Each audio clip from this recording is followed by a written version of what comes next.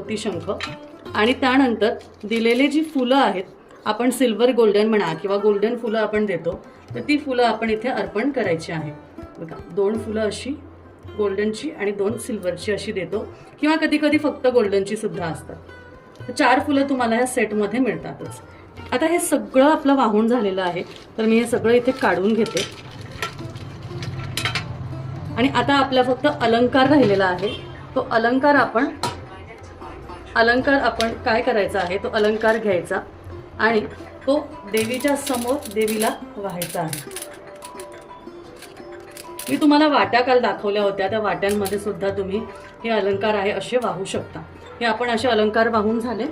आता परत याची पूजा करताना आपल्याला हळद, कुंकू, परत थोडे अक्षदा वाहून आपल्याला महालक्ष्मीची पूजा करून घ्यायची आहे. यावर आपण जी काही सेवा केली